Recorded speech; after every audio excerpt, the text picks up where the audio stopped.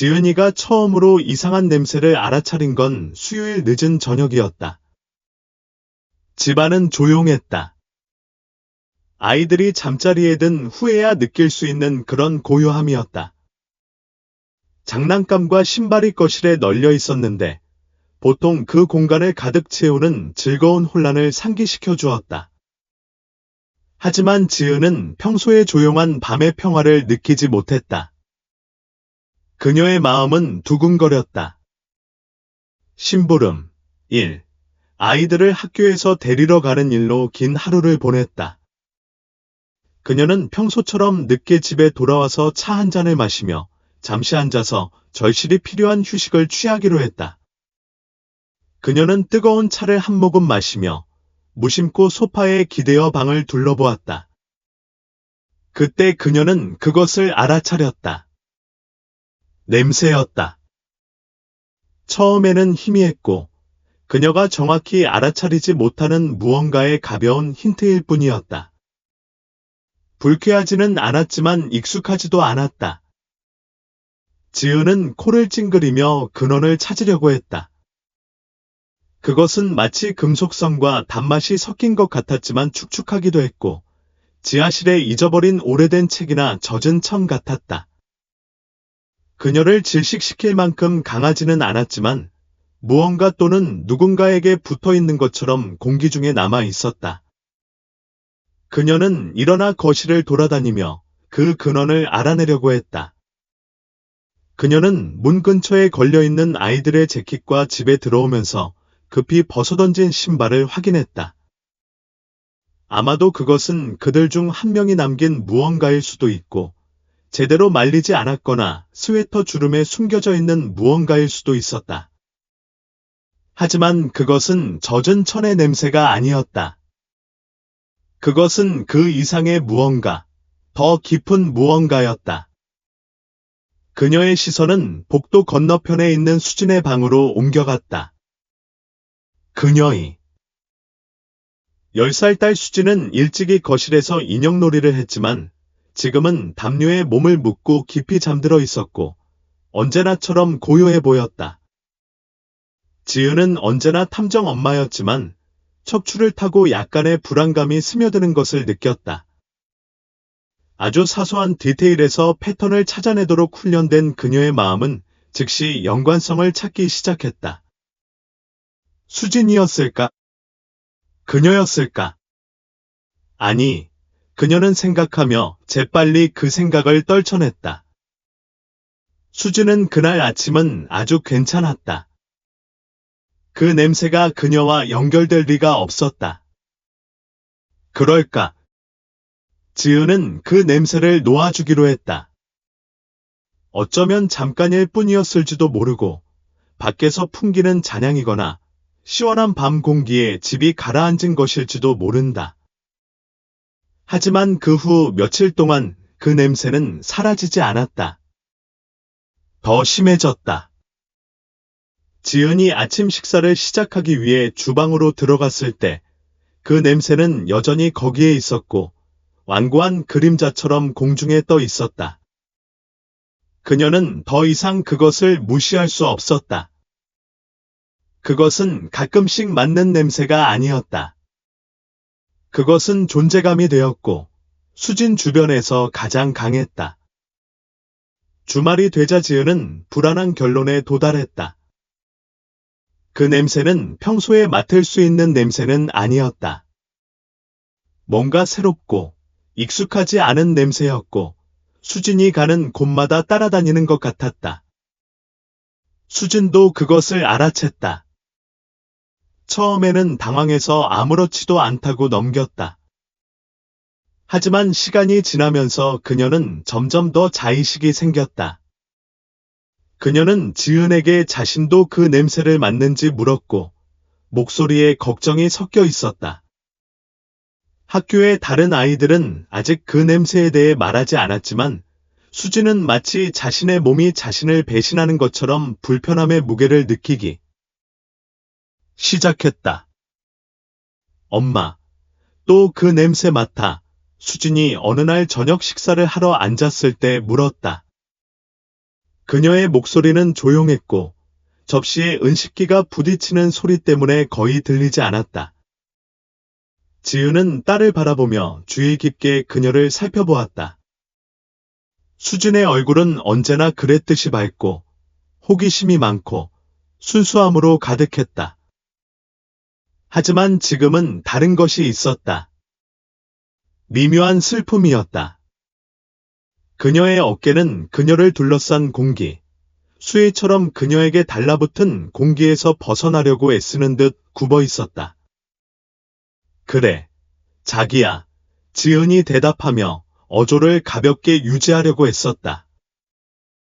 나도 알아챘어. 수진의 얼굴이 살짝 굳어졌고 그녀의 손은 무릎 위에 놓인 냅킨을 만지작거렸다. 학교에서 아무도 나를 놀리지 않았으면 좋겠어. 그녀가 속삭였다. 수진답지 않게 수줍거나 자의식이 강했다. 그녀는 자신감 있고 사교적인 소녀였고 농담이나 이야기를 항상 재빠르게 했다. 지은은 딸이 너무나 생기가 넘치면서도 이해할 수 없는 일에 어떻게 대처해야 할지 모른 채 속으로 물러서는 것을 보며 가슴이 아팠다. 그날 밤, 지은이가 침대에서 깨어 있는 동안 그녀의 마음은 쉬지 않았다. 그녀는 모든 것을 생각했다. 수진의 미묘한 태도 변화, 공기 중에 남아있는 이상한 냄새, 뭔가 잘못되었다는 그녀의 내장의 잔잔한 느낌. 그녀는 그것을 합리화하려고 노력했다. 아마도 그것은 단지 사춘기일 것이다. 아마도 그것은 단지 이상하고 일시적인 단계일 것이다.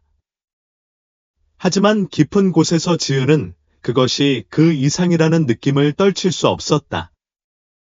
그 냄새에는 무언가 품질이 있었고 어딘가 어울리지 않는 느낌이 들었다.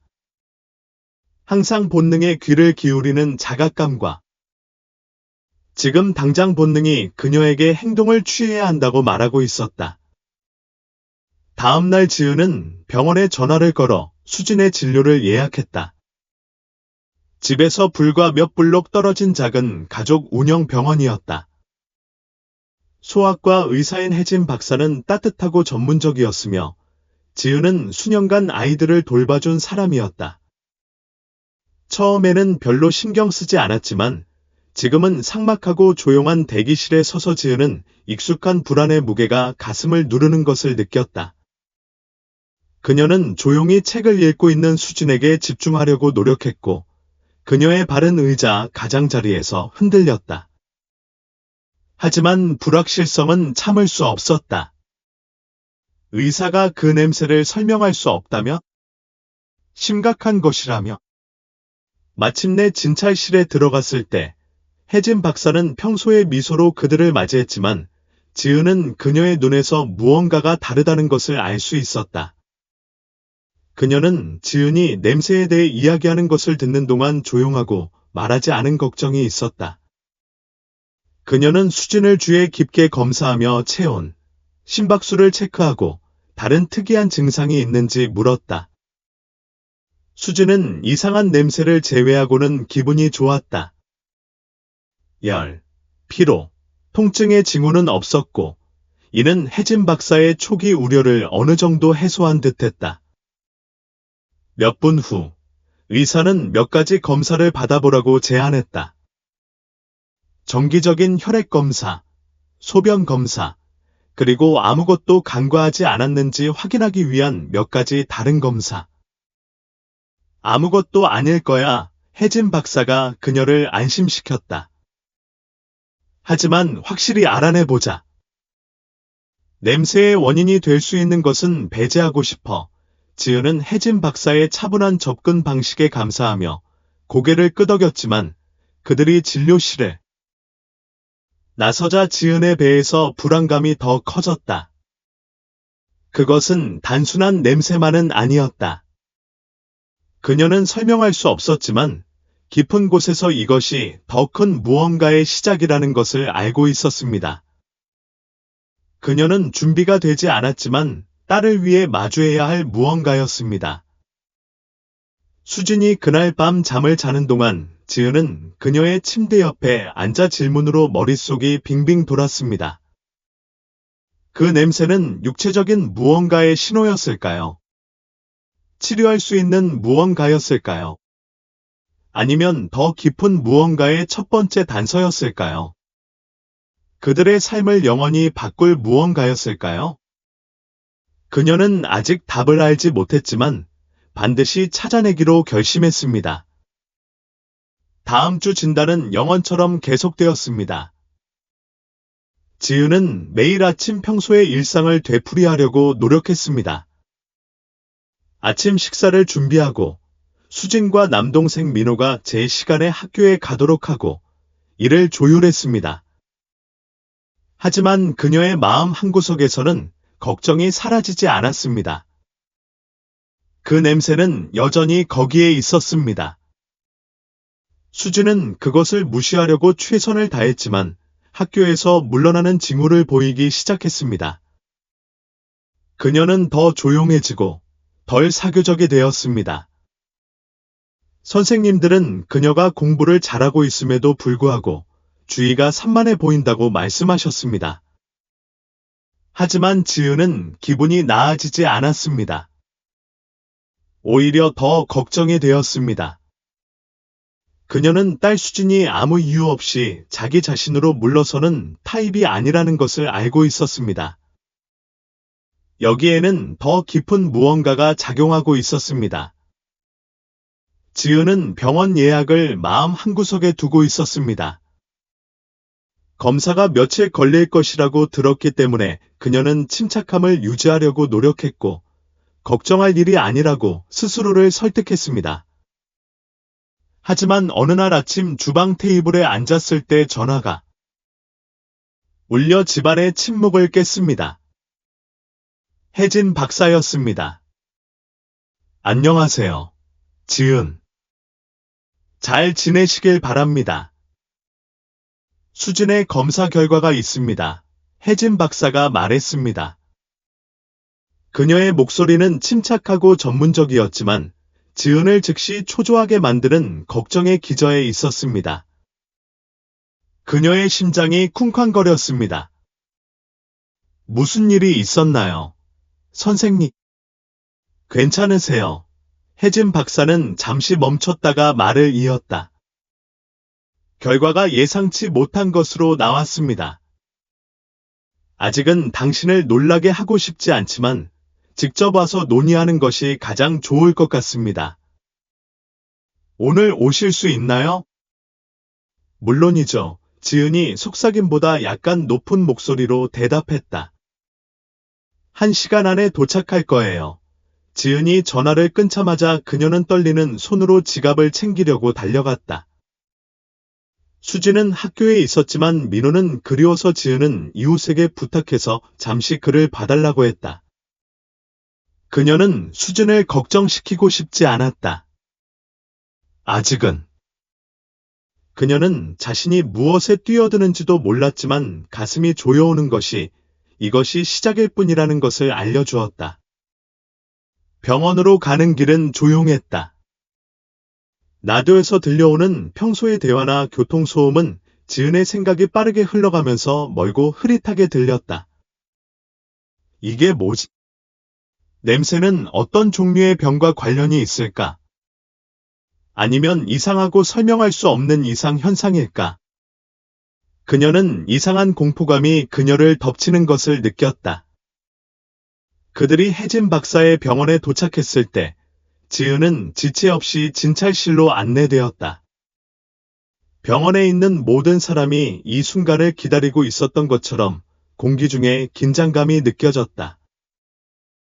혜진 박사가 들어왔을 때 그녀의 얼굴은 알아볼 수 없을 정도로 전문성과 걱정이 뒤섞여 있었다.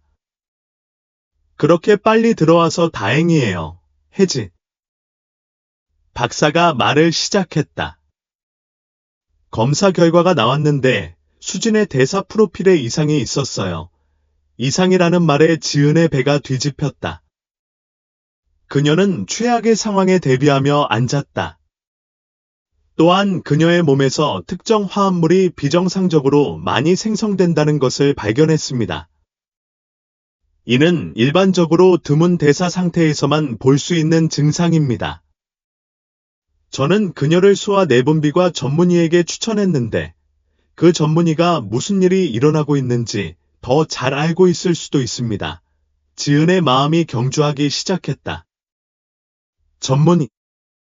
어떤 종류의 상태에 대해 이야기하는 거지? 그녀는 아픈 거야. 그녀는 두려워하던 질문을 하면서 목소리가 떨렸다. 혜진 박사는 신중하게 단어를 고르듯 심호흡을 했다. 성급하게 결론을 내리고 싶지는 않지만 이걸 심각하게 받아들이는 게 중요하다고 생각해요. 대사장애, 호르몬 불균형, 아니면 아예 다른 것일 수도 있어요. 정확히 무슨 일이 일어나고 있는지 알아내려면 더 많은 검사가 필요하지만 그게 모든 간의 증상은 수진에게 매우 미묘하고 거의 알아차리지 못할 정도로 영향을 미치는 듯해요. 예를 들어 당신이 알아차린 냄새는 대사 과정이 방해를 받아 생기는 부산물이에요. 드물지만 일어나는 일이에요. 지은은 정보를 처리하면서 눈물이 흘렀다. 그녀의 딸, 밝고 행복한 어린 소녀는 알 수 없는 무언가와 씨름하고 있었고, 지은은 그것이 무엇인지 전혀 몰랐다. 그녀는 항상 수진을 보호하고, 그녀를 해로부터 안전하게 지켜줄 수 있었지만, 지금은 완전히 무력감을 느꼈다. 혜진 박사는 지은의 어깨에 손을 얹었다. 이게 받아들이기 힘든 일이고 얼마나 무서운지도 알지만 우리가 할 수 있는 모든 것을 하고 있다는 걸 알아주세요. 내분비과 의사와 협력해서 이 문제의 근원을 밝혀낼 거예요. 수진이는 강하고 우리가 함께 이 문제를 해결할 거예요. 지은은 눈물을 닦으며 평정심을 되찾으려고 노력했다. 다음은 뭐해? 이제 뭘 해야 하죠? 가능한 한 빨리 전문의와 약속을 잡겠습니다. 혜진 박사가 말했다. 그동안 다른 증상이 생기는지 주시해주세요. 뭔가 바뀌거나 수진이 몸이 안 좋아지거나 뭔가 이상해 보이면 주저하지 말고 연락하세요. 별로 안심시켜주는 말은 아니었지만 혜진 박사가 줄 수 있는 최선이었다. 지은이 진료실을 나서자 그녀의 머릿속은 의문으로 가득 찼다. 이 모든 게 수진의 미래에 무슨 의미가 있을까? 그녀에게 문제가 있는 게 뭐든 고칠 수 있을까? 냄새, 검사, 불확실성, 이 모든 게 압도적이었다. 그날 저녁 늦게 지은은 수진과 함께 주방 테이블에 앉아 어느 정도 정상적인 모습을 유지하려고 노력했습니다. 그녀는 아직 딸에게 무거운 소식을 전하고 싶지 않았습니다. 수진은 무언가 이상하다는 것을 감지한 듯했지만 어머니에게 자세한 내용을 묻지 않았습니다. 대신 그녀는 항상 그랬듯이 저녁 식사를 만드는 것을 도울 수 있는지 물었고 상황을 최대한 잘 활용하려고 노력했습니다. 두 사람이 주방에서 함께 일하는 동안 지은은 걱정을 제쳐두려고 노력했지만 걱정은 그녀의 마음 한구석에 남아 그녀를 괴롭혔습니다. 전문의 진찰은 다음 주로 예정되어 있었습니다. 그 다음 주, 지은은 답을 얻기 위해 기다릴 수 없다는 것을 알았습니다. 그날 밤, 지은은 깨어 있었고 그녀의 마음은 가능한 모든 시나리오를 떠올렸습니다. 냄새가 첫 번째 신호였지만 그녀가 알아차리지 못한 다른 신호가 있다면 어떨까요? 더 나쁜 것이 드러나기를 기다리고 있다면 어떨까요? 딸을 잃을지도 모른다는 생각, 그녀가 고칠 수 없는 일로 어려움을 겪는 것을 보는 것은 지은의 마음을 아프게 했습니다. 다음 날 아침, 수진은 평소처럼 일찍 일어나 학교에 갈 준비를 했다. 지은은 신발끈을 매면서 그녀를 씻기고 모든 것이 괜찮은 척하려고 했다. 수지는 미소를 지으며 그녀를 돌아보았지만 그 미소는 그녀의 눈에는 닿지 않았다. 엄마, 냄새가 없어질까요? 그녀가 물었고 그녀의 목소리는 희망과 불확실성이 뒤섞여 있었다. 지은은 심호흡을 하고 딸의 눈높이까지 웅크리고 앉았다. 모르겠어. 자기야. 하지만 우리가 그 문제의 핵심을 파헤칠 거야. 알았지? 같이 알아낼 거야. 같이. 약속할게. 수지는 고개를 끄덕였지만 지은은 그녀의 눈에서 의심을 볼 수 있었다. 그녀는 누구도, 심지어 자신도 속이지 않았다. 앞으로의 길은 불확실했지만 지은은 한 가지를 확실히 알고 있었다. 그녀는 수진이 답을 찾을 수 있도록 돕기 위해 무엇이든 할 것이다. 여정이 아무리 어렵거나 혼란스러워도 말이다. 미지의 것은 무섭지만 지은은 딸을 위해 싸우는 것을 멈추지 않았습니다. 지금도, 앞으로도. 수수께끼를 풀면서 그 뒤를 이은 날들은 약속, 시험, 그리고 점점 커지는 불확실성으로 흐릿했습니다. 지은은 수진과 민호에게 어느 정도 정상적인 감각을 유지하려고 노력했지만 펼쳐지는 일의 무게는 끊임없이 존재하며 배경에 숨어 있었습니다. 수진을 볼 때마다 그녀는 딸의 한때 평온했던 본성이 조용한 불안으로 바뀌는 것을 보았습니다. 친구들과 함께 달리고 놀기를 좋아했던 활기찬 소녀는 이제 오후에는 소파에 웅크리고 허공을 응시했습니다. 민호도 눈치채기 시작했습니다. 5살의 나이에 그의 순진한 질문은 지은이 예상했던 것보다 더 예리했습니다. 엄마, 수진이 왜 그렇게 슬퍼? 그는 어느 날 저녁 물었고 넓은 갈색 눈으로 그녀의 얼굴을 살피며 답을 찾았습니다. 지은은 약하게 미소를 지었지만 눈에는 닿지 않았습니다. 그냥 피곤할 뿐이야, 자기야. 우리 모두 가끔 좀 피곤하지. 민호는 고개를 끄덕였지만 확신할 수는 없었다. 그의 시선에 담긴 걱정이 지은의 가슴을 아프게 했다. 그녀의 아이들은 항상 힘의 원천이었지만 이제는 역할이 바뀌는 것 같았다. 그들은 그녀를 위로하려는 사람들이었다. 시간은 금세 흘러갔고 지은이 알기도 전에 소아 내분비과 의사와의 약속이 왔다. 전문의인 보영 박사는 40대 초반의 차분한 여성으로 친절하지만 실속 있는 태도를 지녔다. 그녀는 그동안 수많은 환자를 진료했지만 수진의 사례에 대한 무언가가 그녀의 관심을 끌었다. 대사 검사에서 검출된 특이한 화합물은 밀러 박사가 진료실에서 자주 접하지 못했던 것이었고 주요 증상인 그 냄새는 그녀가 전에 들어본 적이 없는 것이었다. 지은은 작고 삭막한 진찰실에 앉아 손가락으로 블라우스 자락을 긴장스럽게 비틀고 있었다. 수진은 그녀 옆에 앉아 호기심에 찬 눈빛으로 방을 둘러보았다. 지은의 모든 두려움과 의심에도 불구하고 수진은 놀라울 정도로 침착했다. 아마도 자신에게 무슨 일이 일어나고 있는지 전혀 이해하지 못하는 아이에게는 너무 침착했을 것이다. 밀러 박사는 종이 한 뭉치를 들고 들어와 걸어가면서 수진의 검사 결과를 검토했다. 그녀는 잠시 고개를 들어 안심시키는 미소를 지은 다음 지은과 수진 맞은편에 앉았다. 좋아, 지은.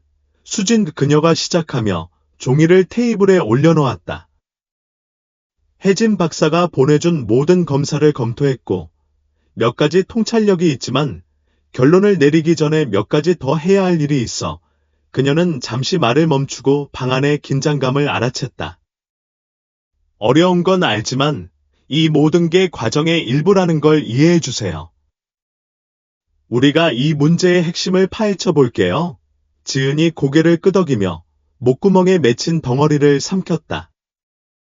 그녀에게 무슨 일이 일어나고 있는지 알고 싶을 뿐이에요. 왜 그런 냄새가 나는 거지? 밀러 박사는 심호흡을 하며 조심스럽게 말을 골랐다. 냄새만이 문제가 아니야. 지은아. 우리가 다루고 있는 건 수진의 신진대사 체계의 불균형이야.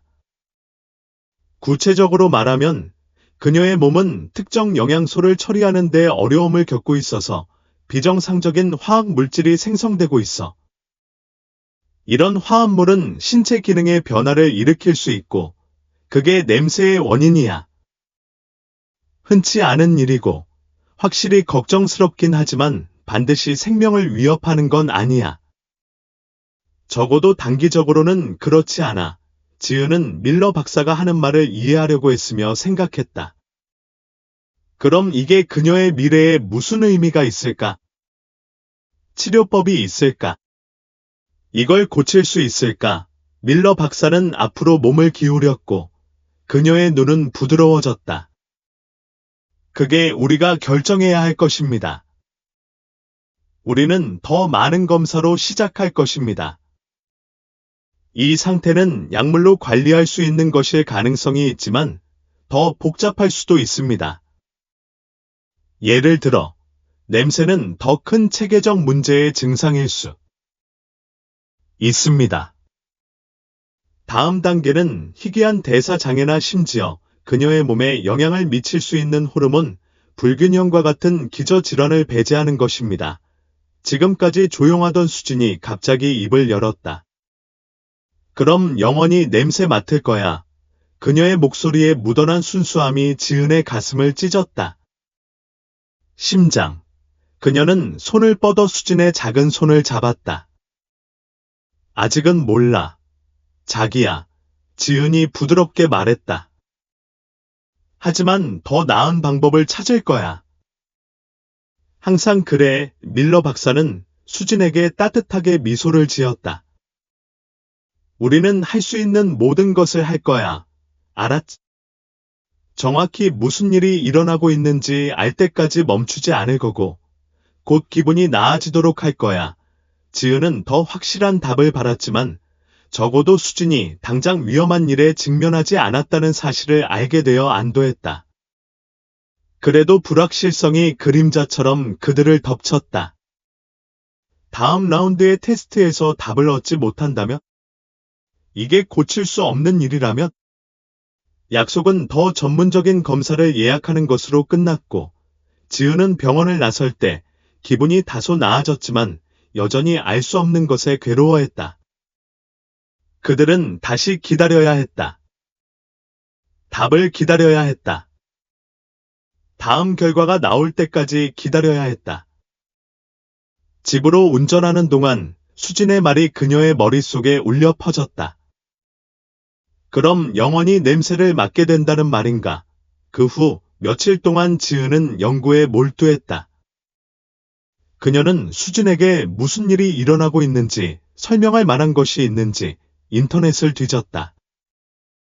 그녀는 희귀한 대사 질환에 대한 언급을 찾았는데 그중 일부는 이상한 채취를 유발할 수 있지만 정확히 일치하는 것은 없었다.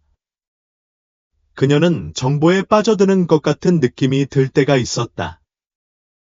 너무 많은 가능성, 너무 많은 가정. 매일 밤 그녀는 불이 꺼진 후 수진의 침대 옆에 앉았다. 그녀의 딸은 깊이 잠들었고 그녀의 손을 잡고 조용히 고쳐주겠다고 약속했다. 하지만 그 질문은 여전히 그녀를 괴롭혔다. 냄새는 조금 사라지기 시작했지만 사라지지는 않았다. 수진도 그것을 알아챘다. 엄마, 오늘은 그렇게 심하지 않아요.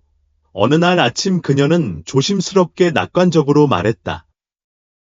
지은은 그녀에게 부드러운 미소를 지었다. 좋은 징조예요. 자기야. 그냥 하루하루를 살아가자. 하지만 일주일이 지날수록 지은은 다음 진료 예약이 점점 더 두려웠다. 알 수 없는 것의 무게가 견딜 수 없었다. 얼마나 더 기다릴 수 있을까? 수진은 얼마나 더 괜찮은 척하며 버틸 수 있을까? 지은은 딸이 얼마나 큰 압박감을 느꼈을지 상상할 수 없었다. 비록 그녀가 자신의 상태의 심각성을 완전히 이해하지 못했다 하더라도 말이다. 어느 날 밤, 지은이 수진을 침대에 눕히자 딸이 심각한 표정으로 그녀를 돌아보았다.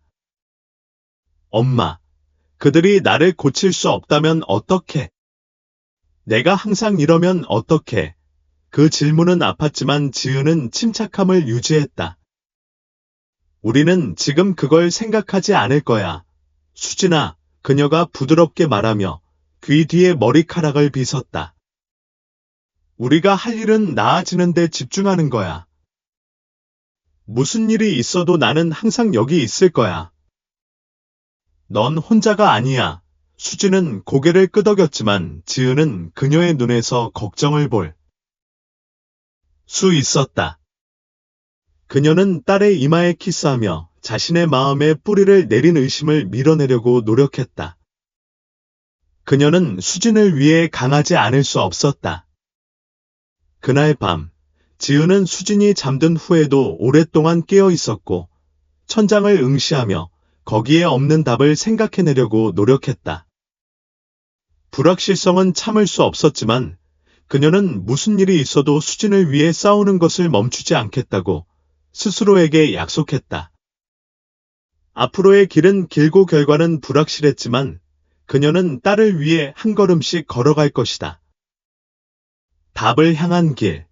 며칠이 몇 주가 되었지만 지은과 수진은 여전히 기다렸다. 의사의 진찰은 계속되었고 새로운 검사가 있을 때마다 새로운 질문이 나왔지만 지은이 간절히 찾고 있던 확실한 답은 아니었다. 미지의 것들은 교활한 안개와 같았고 그녀의 생각을 흐리게 만들고 다른 것에 집중하기 어렵게 만들었다. 매일 수진은 조용히 우아하게 자신을 감싼 듯했지만 지은은 그 소녀가 모든 것의 무게를 느끼기 시작했다는 것을 알 수 있었다. 웃음과 게임으로 가득 찬 장난기 어린 아침은 사라졌다. 이제 수진의 하루는 대부분 책을 읽거나 만화를 보며 조용한 고독 속에서 보냈다. 그녀는 내성적이 되었고 그녀는 결코 자신의 걱정을 말하지 않았지만 지은은 딸이 밤에 그녀에게 조금 더 꼭 달라붙는 방식이나 그녀의 눈이 평소의 밝기를 잃은 방식에서 그것을 알 수 있었다. 반면 민호는 가족의 삶에서 밝은 점으로 남았다. 5살 때 그는 가장 단순한 것에서 기쁨을 찾는 재주가 있었고 그의 순진한 에너지는 주변 모든 사람의 기분을 북돋울 수 있는 듯했다.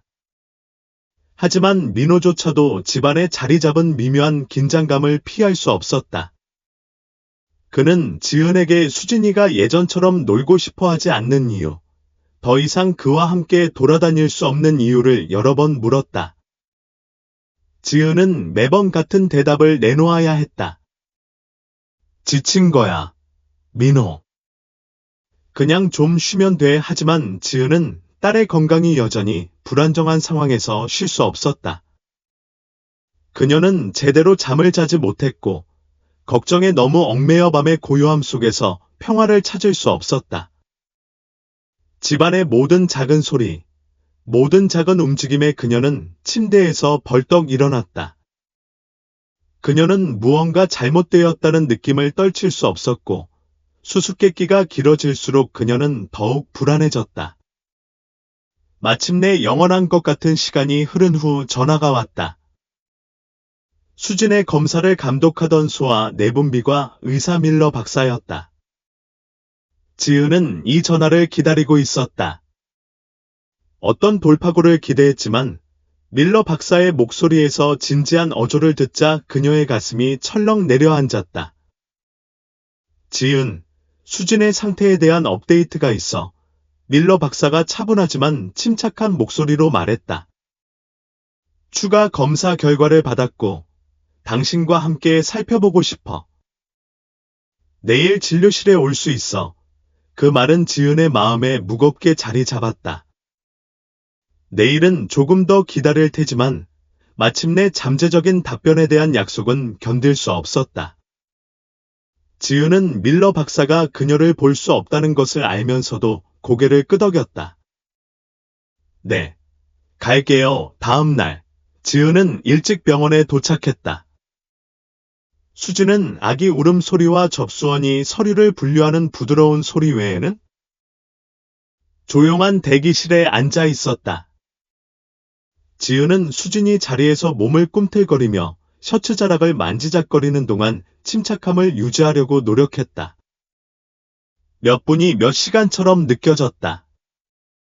시계를 볼 때마다 지은의 맥박이 빨라졌지만 접수원이 그녀의 이름을 부를 때까지 그녀는 마침내 일어섰다.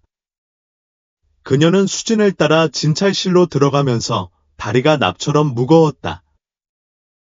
밀러 박사가 들어왔을 때 그녀의 표정은 읽을 수 없었다. 그녀는 즉시 앉아서 손에 태블릿을 들고 수진의 파일을 스크롤하기 시작했다.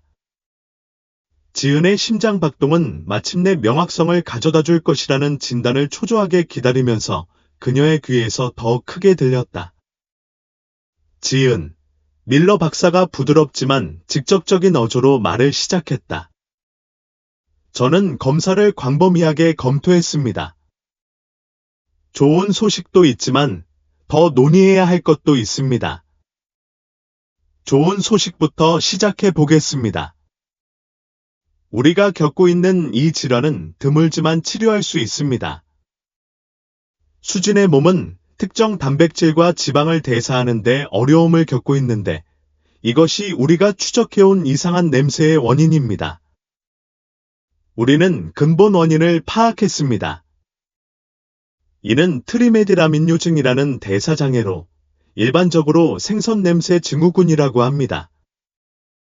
특정 음식을 소화하는 동안 장에서 생성되는 화합물인 트리메티라민을 분해할 수 없기 때문에 발생합니다. 지은은 뒤로 기대어 앉아 그 말을 받아들였다. 그녀는 이전에도 대사장애에 대해 읽어봤지만 이 생선 냄새 증후군은 처음 듣는 것이었다. 그 이름은 불안했지만 어떤 면에서는 안도감을 주었다. 적어도 그들은 답을 알고 있었다. 적어도 그들은 자신들이 무엇을 다루고 있는지 알고 있었다. 하지만 밀러 박사는 말을 이었고 그녀의 목소리는 더 진지한 어조로 바뀌었다. 나쁜 소식은 이 장애가 평생 지속된다는 거야. 식단을 바꾸고 특정 약물을 복용하면 관리할 수 있지만 완전히 사라지지는 않을 거야. 수진이 평생 관리해야 할 일이고 냄새는 줄일 수 있지만 지금으로서는 영구적인 치료법이 없어. 방이 지은에게로 다가온 듯했다. 그녀는 재빨리 눈을 깜빡이며 밀러 박사의 말을 이해하려고 했다. 말은 분명했지만 충격은 화물 열차처럼 그녀를 강타했다. 평생. 그 생각은 이해할 수 없었다. 수진은, 그들은 결코 사라지지 않을 이 문제를 어떻게 다룰까? 그녀에게 도움이 될 수 있는 치료법이 있을까요? 지은이 물었습니다. 침착함을 유지하려고 최선을 다했지만 그녀의 목소리는 떨렸습니다. 그렇습니다. 밀러 박사가 대답했습니다. 특히 항생제와 보충제와 같은 약물이 그녀의 체내 트리메티라민 양을 줄이는 데 도움이 될 수 있습니다. 또한 생선, 계란, 특정 야채와 같이 이 증상에 영향을 미치는 음식을 최소화하기 위한 특별한 식단을 시행해야 합니다. 목표는 냄새의 빈도와 심각성을 줄이는 것입니다. 적절한 치료법을 찾는 데는 시간이 걸리겠지만 우리는 그녀의 상태가 그녀의 삶에 그렇게 큰 영향을 미치지 않는 지점까지 그녀를 데려갈 수 있을 것이라고 낙관하고 있습니다. 지은은 천천히 고개를 끄덕이며 정보를 흡수했습니다. 그녀는 그녀 옆에 앉아있는 수진에게로 돌아섰고 대화의 무게를 완전히 파악할 수는 없었지만 대화를 이해하려고 노력했습니다. 수진은 다시 조용해졌고 그녀의 큰 눈은 호기심으로 대화 내용을 지켜보았습니다. 그러나 지은은 차분한 겉모습 아래에 깊은 두려움이 있다는 것을 느낄 수 있었습니다. 엄마, 이게 나한테 무슨 의미야? 수진이 부드럽게 물었다. 지은은 마음이 무거웠지만 미소를 지었다. 그녀는 수진의 얼굴에서 머리카락 한 줌을 쓸어 넘겼다. 다른 음식을 먹어야 한다는 뜻이야, 자기야. 우리는 좋아하는 것들은 피해야 해. 하지만 여전히 즐길 수 있는 맛있는 음식들이 많아. 하지만 더 이상 냄새가 나지 않을까? 수진이 작은 목소리로 물었다. 지은은 잠깐 주저했지만 부드러운 미소로 딸을 안심시켰다. 그렇게 나쁘지 않을 거야, 자기야. 우리가 네가 기분이 나아지도록 해줄 테고 함께 관리할 수 있도록 도와줄게. 약속할게 밀러 박사는 수진아. 우리는 네가 가는 모든 길에서 함께 할 거야. 내가 혼자가 아니야 라고 덧붙였다. 지은이 느낀 안도감은 조용한 슬픔에 의해 완화되었다. 그들은 마침내 답을 얻었지만 여전히 알아내야 할 것이 너무 많았다. 수진의 삶은 지금부터는 다를 것이다. 지은이가 상상했던 평온하고 편안한 어린 시절은 아닐 것이다. 하지만 그들은 여전히 그것을 이룰 방법을 찾을 수 있을 것이다. 그날 오후 지은이 수진의 손을 잡고 병원을 나서면서 그녀는 딸에게 묵묵히 맹세했다. 아무리 어려워도, 아무리 많은 장애물에 직면해도 지은은 그녀를 위해 싸우는 것을 결코 멈추지 않을 것이다. 그들은 함께 적응하고 전진할 것이다. 쉽지는 않겠지만 싸울 만한 것은 아무것도 없을 것이다. 그 생각과 함께 지은은 희망의 불꽃을 느꼈다. 완벽한 미래는 아니겠지만 어려움에도 불구하고 여전히 기쁨을 찾을 수 있는 미래 말이다. 새로운 시작 수진의 진단 이후 몇 주는 적응, 병원 방문, 그리고 셀 수 없이 많은 새로운 일상으로 흐릿했다. 지은은 잠 못 이루는 밤을 보내며 의학 논문을 뒤적거리며 트리메디라민요증에 대해 알 수 있는 모든 것을 배우고 딸을 가장 잘 지원하는 방법을 배웠다. 매일이 새로운 도전으로 가득했지만 갑자기 낯설어진 삶 속에서도 평범한 감각을 찾는데 도움이 되는 작은 승리도 있었습니다. 첫 번째 단계 중 하나는 식단을 전면적으로 바꾸는 것이었습니다. 지은은 독학으로 식품 라벨 전문가가 되어 수진의 상태를 유발하는 것이 없는지 확인하기 위해 식료품점에서 수시간을 보내며 모든 포장을 읽었습니다. 샌드위치를 간단히 먹거나 토마토 소스 스파게티를 만드는 것처럼 쉽게 느껴졌던 식사가 복잡한 퍼즐이 되었습니다. 생선, 계란, 콩, 특정 야채는 더 이상 먹을 수 없었고 수진이 즐길 수 있는 대체 식품을 찾는 것은 결코 쉬운 일이 아니었습니다. 하지만 아무리 어렵더라도 지은은 차이를 알 수 있었습니다. 식단을 바꾼 지 몇 주가 지나자 결과가 나타나기 시작했습니다. 수진은 더 이상 한때 그녀에게 붙어있던 강한 냄새가 나지 않았습니다. 완벽하지는 않았습니다.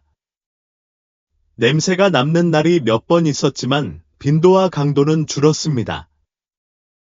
무언가가 냄새를 유발할까봐 끊임없이 걱정했지만 시간이 지나면서 그녀는 그것을 관리하는 방법을 배웠습니다. 그래도 단순히 신체적 조절에 대한 것이 아니었습니다. 지은이는 이 병의 정서적 고통에 크게 짓눌렸다. 딸이 주변 세상에서 천천히 물러나는 것을 보는 것은 그녀가 경험한 가장 힘든 일 중 하나였다. 수진은 항상 활기차고 에너지 넘치는 아이였지만 지금은 더 조용해졌다. 그녀는 놀이, 데이트를 피했고 춤과 체조와 같은 한때 그녀가 가장 좋아했던 취미는 손이 닿지 않는 것 같았다. 마치 세상이 그녀에게 작아진 것 같았고 지은은 이 모든 것의 불공평함을 느끼지 않을 수 없었다. 하지만 모든 것이 나아지는 것처럼 느껴지는 순간, 작은 순간들이 있었다. 수지는 학교에서 새로운 친구를 사귀었는데, 민서라는 조용한 소녀였는데, 그녀는 식단의 변화를 신경 쓰지 않았다. 민서는 수진이 교실로 들어왔을 때, 눈 하나 깜빡이지 않는 첫 번째 사람이었고, 그들은 금세 헤어질 수 없게 되었다. 지은에게 희망을 준 것은 이런 작은 승리들이었다. 그녀는 딸이 다시 꽃을 피우는 것을 보았다. 천천히 하지만 확실하게. 그녀는 항상 그녀의 삶의 일부가 될 상태에도 불구하고 여전히 자기 자신이었다. 그러나 지은의 희망은 그녀가 예상하지 못한 방식으로 시험을 받았다. 어느 날 오후, 수지는 눈물을 흘리며 학교에서 집으로 돌아왔고, 그녀의 눈은 울음으로 인해 부어 있었고, 빨갛게 충혈되어 있었다. 지은은 딸을 안기 위해 달려가면서 가슴이 철렁 내려앉았고, 그녀의 마음은 무슨 일이 일어났는지에 대한 모든 가능성을 생각하며 달려갔다. 여보, 뭐가 잘못됐어? 지은은 수진이 무릎에 앉아 흐느끼는 동안 그녀 옆에 무릎을 꿇고 물었다. 그들은 나를 비웃었어요. 엄마, 수진은 목이 메어 말했다. 아이들은 내가 냄새가 난다고 했어요. 그 말은 지은의 배에 주먹을 날리는 것과 같았다. 그녀는 이 날이 올까봐 두려워했다. 그들이 이룬 모든 진전에도 불구하고, 그들이 받은 모든 사랑과 지원에도 불구하고, 수지는 여전히 어떤 사람들이 그녀의 상태를 이해하지 못할 것이라는 잔인한 현실에 직면해야 했다. 내 잘못이 아니라고 말하려고 노력했어요. 수진이 떨리는 목소리로 말을 이었다. 하지만 그들은 그저 웃을 뿐이었어요. 지은은 그녀를 더 꽉 껴안았고, 무력감에 가슴이 아팠다. 그녀는 수진을 상처로부터 보호하고 싶었고, 잔인한 세상에서 그녀를 보호하고 싶었다. 하지만 불가능하다는 걸 알았다. 세상이 항상 친절하지는 않았고, 지은은 그것을 바꿀 수 없었다. 하지만 그녀는 딸이 그것에 맞서 굳건히 설 수 있는 방법을 찾도록 도울 수 있었다. 자기야, 지은이 부드럽게 말했다. 힘들다는 건 알아. 사람들은 가끔 이해할 수 없는 말을 하고, 그게 아프기도 해. 하지만 알아. 너는 특별해. 너는 강하고, 상상 이상으로 사랑받고 있어. 수지는 눈물을 닦고, 어머니를 올려다보았다. 하지만 왜 내가 달라야 하니? 엄마, 지은은 딸의 말에 가슴이 아팠다. 우리 모두는 각자의 차이점이 있어. 자기야, 그녀가 부드럽게 말했다. 어떤 사람들은 그것을 보고, 어떤 사람들은 보지 못해요. 하지만 그렇다고 해서 당신이 덜 놀라운 건 아니에요. 당신은 안팎으로 아름다워요. 겉모습으로, 그리고 세상에 줄 수 있는 게 너무 많아요. 수지는 여전히 눈물이 가득 찬 눈으로 코를 훌쩍였지만, 지은은 딸의 눈빛에서 이해의 빛이 번쩍이는 것을 볼 수 있었습니다. 쉽지 않았고 시간이 걸리겠지만, 지은은 수진이 이겨낼 거라는 걸 알았습니다. 그들은 항상 그랬듯이 함께 이겨낼 겁니다. 그 다음 날들은 두 사람 모두에게 힘들었습니다. 수진의 자존감이 떨어졌고, 그녀는 친구들과 떨어져 방에서 더 많은 시간을 보냈습니다. 하지만 지은은 이 일이 수진의 삶을 규정하게 두지 않기로 결심했습니다. 그녀는 딸과 몇 시간 동안 이야기를 나누며 어려울 때에도 감정을 공유하도록 격려했습니다. 그들은 학교에서 어려운 순간을 헤쳐나갈 전략을 세우기 위해 함께 노력했습니다. 예를 들어, 수진이에게 스스로 말하는 법을 가르치거나 놀림이 시작될 때 대화의 방향을 바꿀 방법을 찾는 일이었습니다. 그리고 천천히 무언가가 바뀌었다. 수지는 조금 더 키가 커졌고 학교에 들어갈 때 어깨가 덜 처졌다. 그녀는 항상 자신감이 있었던 것은 아니지만 그녀의 엄마가 그녀의 뒤에 있고 모든 단계에서 그녀를 응원한다는 것을 알았다. 전환점은 수진이 민서를 놀이 데이트에 초대했을 때였다.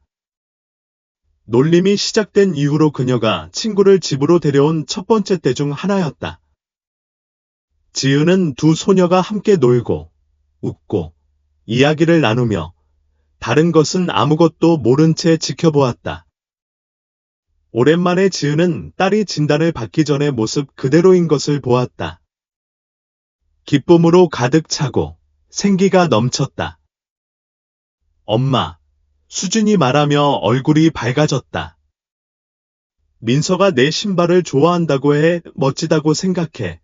지은은 미소를 지으며 그녀의 가슴은 자랑스러움으로 부풀어 올랐다. 나도 멋지다고 생각해. 진전은 느렸지만 그럼에도 진전이었다.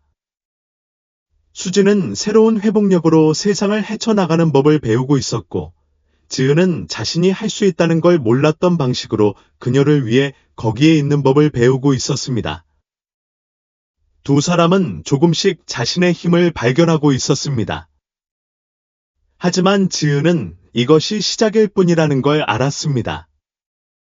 수진의 여정은 쉽지 않을 것이고 세상은 항상 친절하지는 않을 것입니다. 하지만 그녀는 딸의 내면에 있는 회복력을 엿보았고 그것이 그녀에게 희망을 주었습니다. 그들은 직면한 어려움보다 강했고 함께라면 어려움을 극복할 수 있을 것입니다.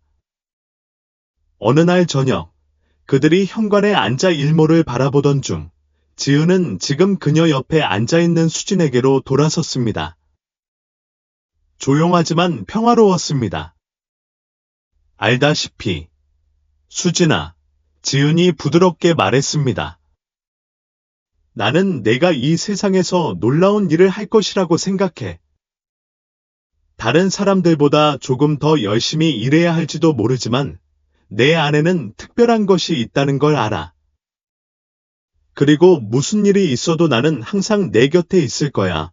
수진은 어머니를 올려다보며 미소를 지었고 그녀의 눈에는 부드러운 결의가 번쩍였다. 고맙습니다, 엄마. 엄마가 곁에 계시면 뭐든 할 수 있을 것 같아요. 지은은 수진을 팔로 감싸 안으며 깊은 사랑과 자부심을 느꼈다. 그녀는 미래가 어떻게 될지 몰랐지만 함께 맞설 수 있을 거라는 걸 알았고 그것으로 충분했다. 앞으로의 길에는 어려움이 따를 테지만 지은은 가장 큰 힘은 종종 옆에서 걷는 사람에게서 나온다는 걸 배웠다. 그리고 수진이 그녀를 데리고 있는 한 아무것도 그들의 길을 가로막을 수 없을 것이다. 회복력의 힘 몇 달이 지나면서 지은과 수진은 그 어느 때보다 가까워졌다. 수진의 진단은 더 이상 견뎌야 할 짐이 아니라 그들이 공유하는 이야기의 일부였다. 회복력, 사랑, 흔들리지 않는 결의의 이야기였다. 여전히 병의 무게가 압도적으로 느껴지는 날들이 있었지만 그들은 함께 맞설 방법을 찾았다.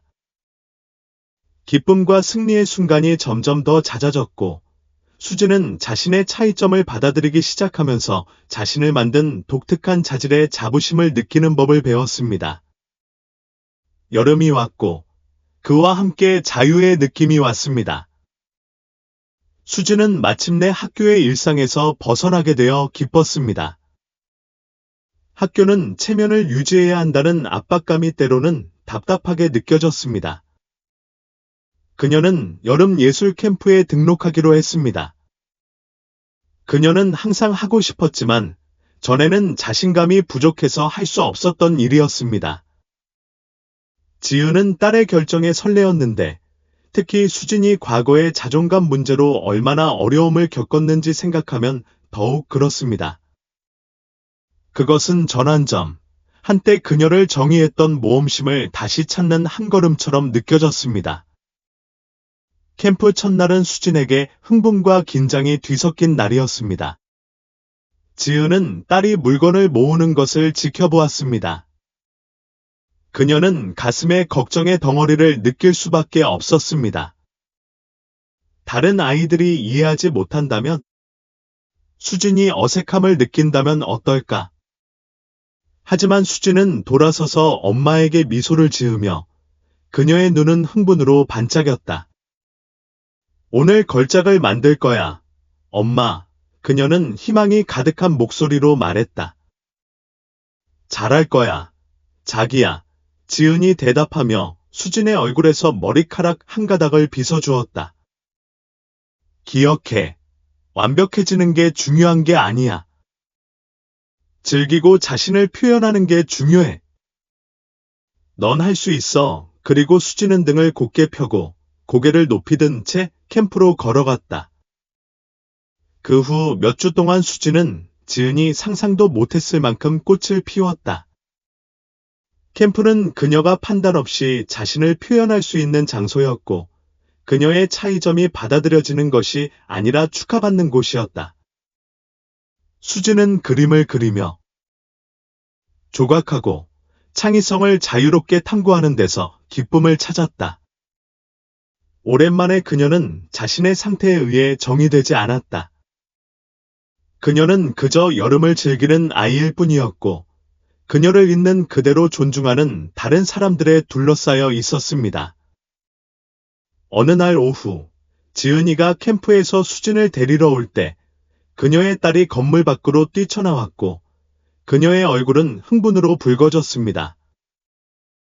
엄마, 내가 만든 걸 꼭 봐야 해. 수진이 소리쳤다. 그녀의 목소리는 자부심으로 거의 넘쳐 흘렀다. 지은이는 딸을 따라 다른 캠핑객들이 작품을 걸어 놓은 미술 전시장으로 갔다.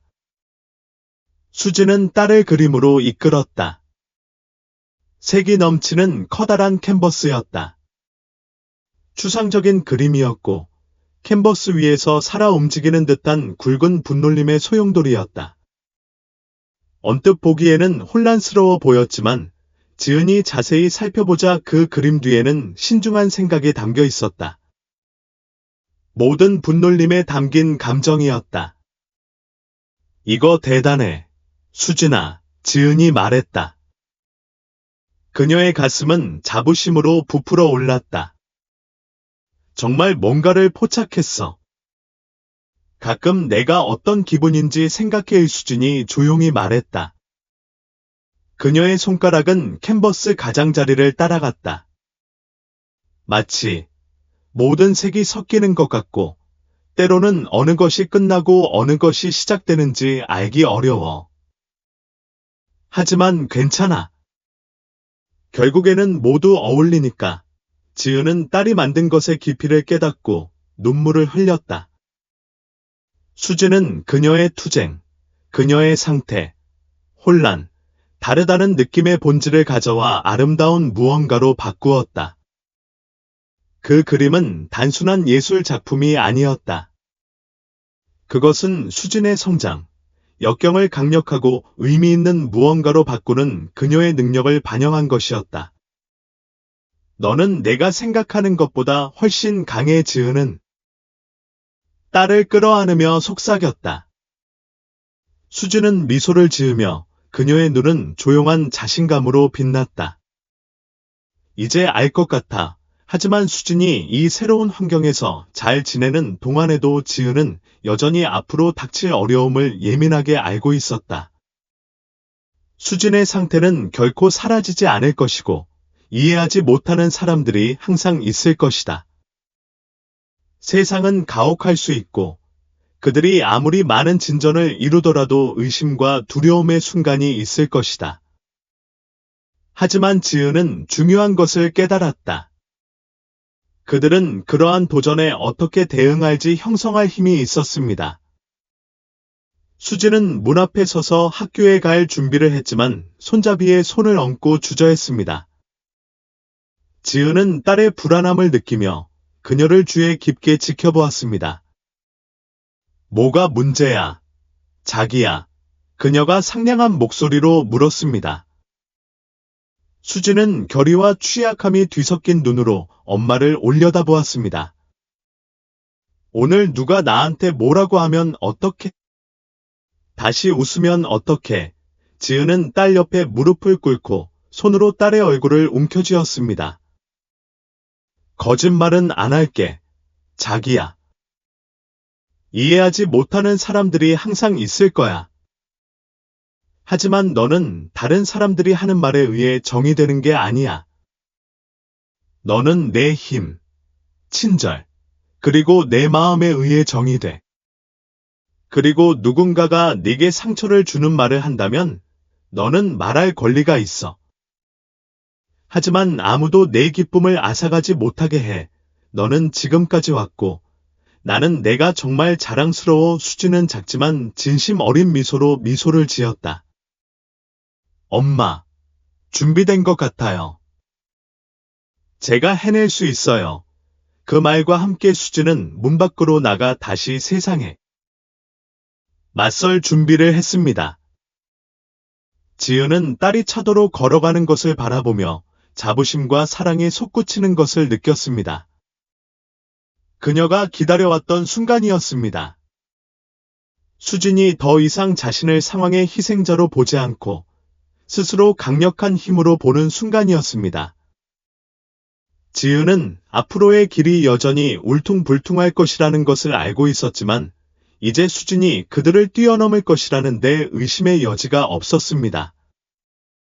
두 사람 모두 인생이 무슨 일을 겪든 서로가 있다는 것을 깨달았고 함께라면 무엇이든 이길 수 있었습니다.